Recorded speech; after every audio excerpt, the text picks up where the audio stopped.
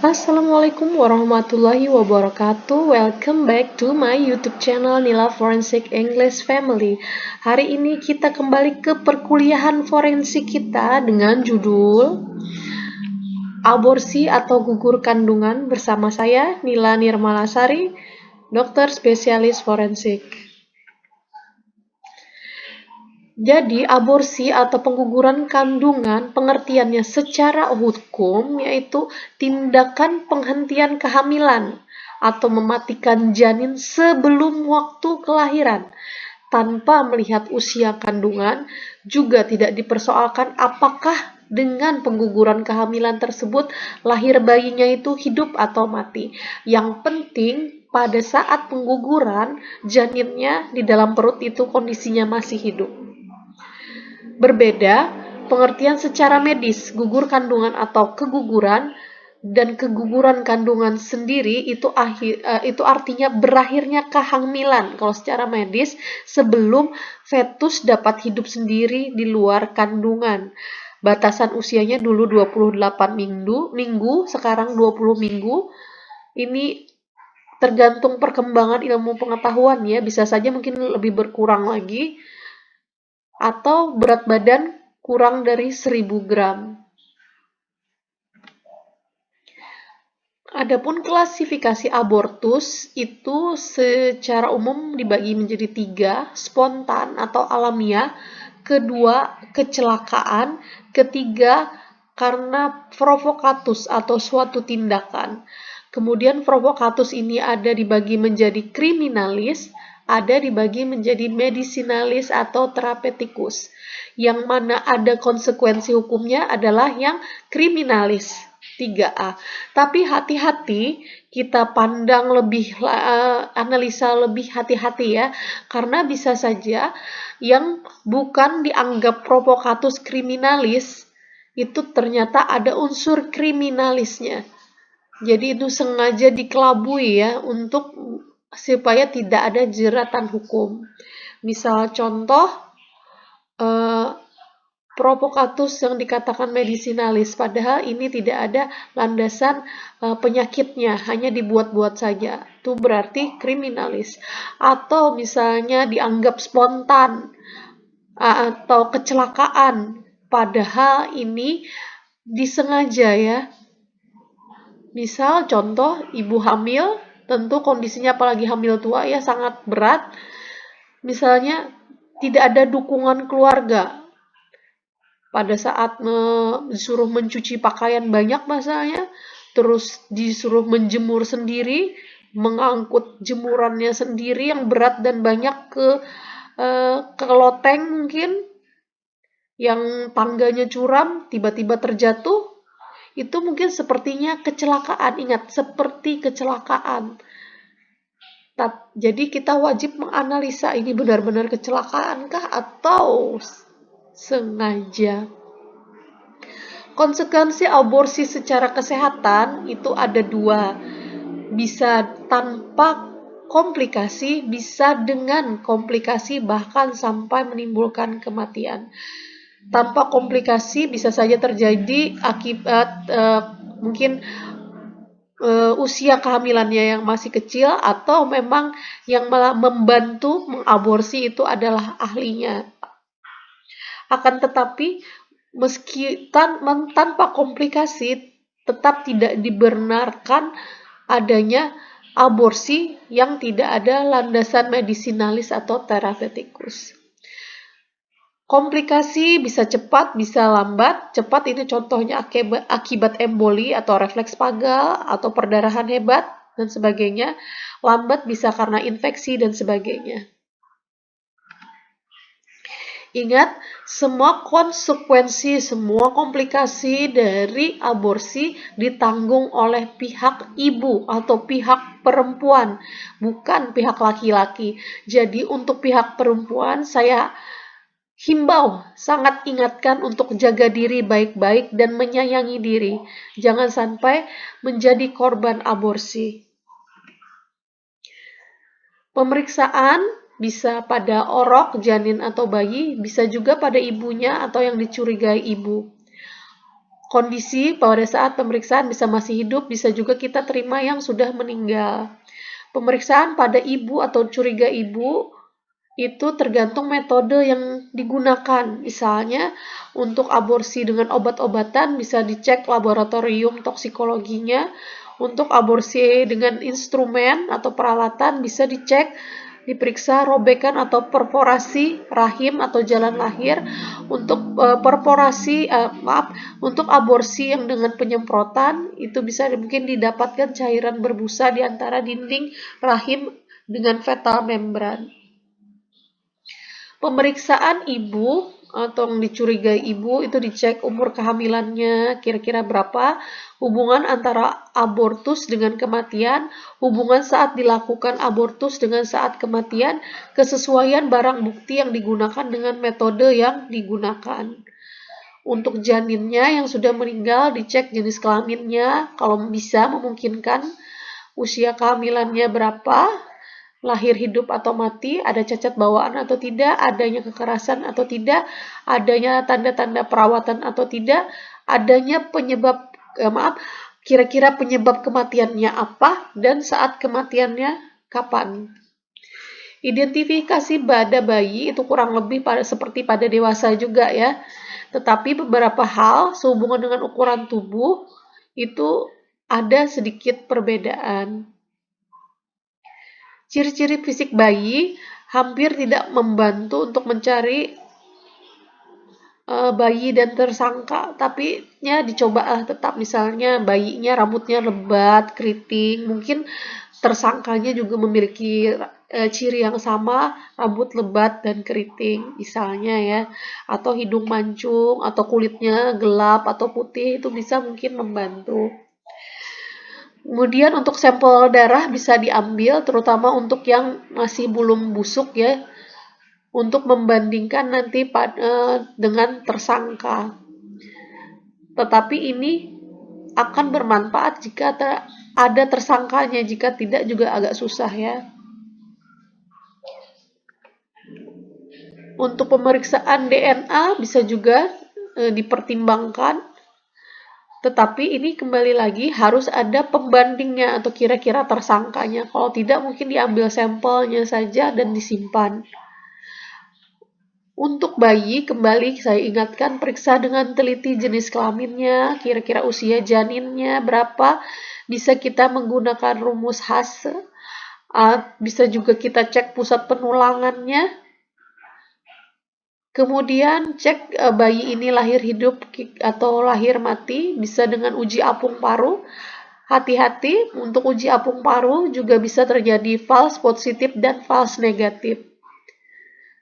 Kemudian dicek adakah cacat bawaannya, adakah tanda-tanda kekerasan, adakah tanda-tanda perawatan, kira-kira penyebab kematiannya apa, dan kapan saat kematiannya. Ini kira-kira rumus khasnya seperti ini. Jadi pada usia pada saat kita memeriksa janin, misalnya panjangnya itu sama dengan 25 cm atau kurang, itu tinggal panjangnya tadi, panjang dari kepala sampai tumit, itu kita akarkan. Kalau misalnya janinnya panjangnya 25, kita akarkan berarti usianya kira-kira 5 bulan usia kehamilannya. Kalau 17 cm misalnya, 17 cm kita akarkan sekitar 4 berapa kayak gitu, berarti usia kehamilannya 4 bulan ya. Kalau di atas 25 cm itu artinya usianya adalah perkalian 5. Jadi misalnya kita ketemu janin panjang 36 cm, kita tinggal bagi 5, dapat 7, sekitar 7, itu artinya usianya sekitar usia kehamilan 7 bulan. Seperti itu. Kapan kita curiga ada unsur kriminal? Jika ditemukan janin tanpa ada orang yang mengakui sebagai orang tuanya, atau tidak pada tempat semestinya, misalnya di bak sampah, di got, di sungai, di tepi sungai dan sebagainya ya.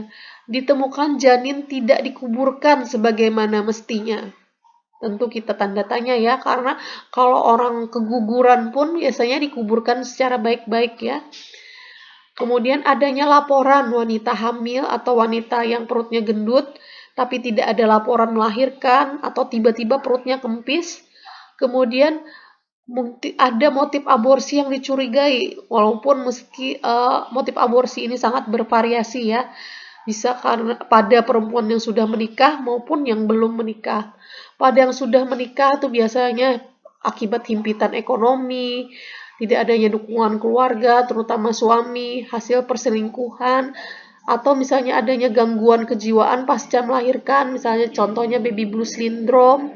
Hati-hati ya, eh, untuk aborsi ini biasanya tidak hanya akibat belum menikah ya, atau di luar hubungan di luar pernikahan ya.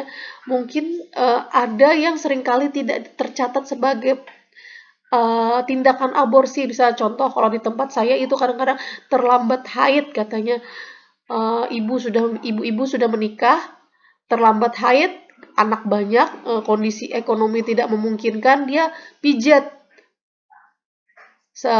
Alasannya untuk melancarkan haid, padahal bisa saja pada saat dia pijat itu dia sudah dalam kondisi hamil, artinya dia mengaborsi ya. Kemudian untuk yang belum menikah, biasanya ini akibat hasil hubungan di luar pernikahan, baik karena perkosaan maupun suka sama suka.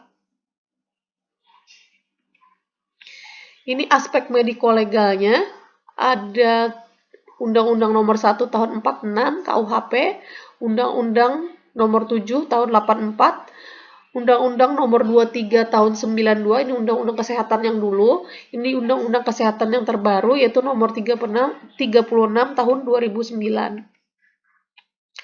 Pada KUHP 299, 346, 347, 348, 349, dan 535, itu kesimpulannya, seorang wanita hamil yang sengaja melakukan abortus atau ia menyuruh orang lain itu diancam hukuman 4 tahun. Seorang yang sengaja melakukan abortus terhadap ibu hamil dengan tanpa persetujuan ibu hamil diancam hukuman 12 tahun, jika ibunya tadi meninggal 15 tahun, jika dengan persetujuan ibu hamil maka diancam 5,5 tahun, dan jika ibunya sampai meninggal itu 7 tahun, jika yang melakukan dan atau membantu melakukan abortus tersebut seorang dokter, bidan, juru obat atau tenaga kesehatan lainnya, itu ancaman hukumnya harus ditambah sepertiganya dan hak untuk praktek dicabut. Ini kita bandingkan Undang-Undang Kesehatan lama dan yang baru. Pada Undang-Undang Kesehatan yang lama menyebutkan penjaranya 15 tahun ya, dan denda paling banyak 500 juta. Sedangkan pada Undang-Undang Kesehatan yang baru itu sanksinya penjaranya 10 tahun, mungkin lebih singkat, tapi dendanya 1 miliar. Ini Undang-Undang Kesehatan yang baru, pasal 75. Setiap orang dilarang melakukan aborsi.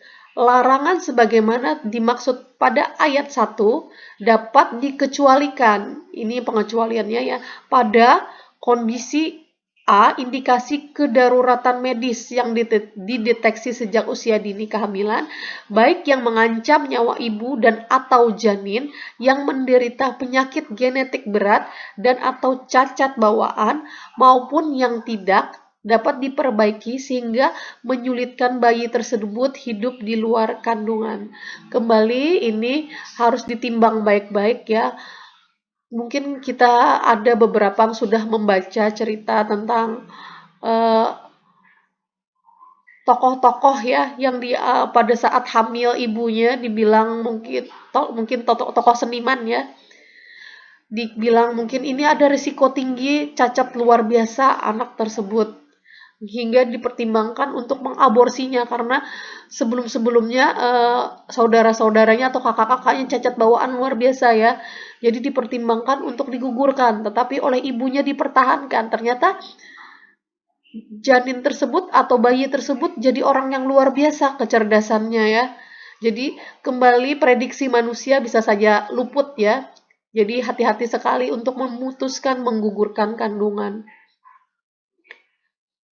Kemudian yang B, kehamilan akibat perkosaan yang dapat menyebabkan trauma psikologis bagi korban perkosaan. Kembali, trauma psikologis ini kalau menurut saya masih bisa dibantu dengan dukungan keluarga ya terutama ya. Mungkin saja tidak terjadi trauma psikologis akibat perkosaan jika lingkungannya, terutama lingkungan keluarganya, mendukung penyembuhannya ya. Kemudian ayat 3, tindakan sebagaimana dimaksud pada ayat 2 hanya dapat dilakukan setelah melalui konseling dan atau penasehatan pratindakan dan diakhiri dengan konseling pasca tindakan yang dilakukan oleh konselor yang kompeten dan berwenang.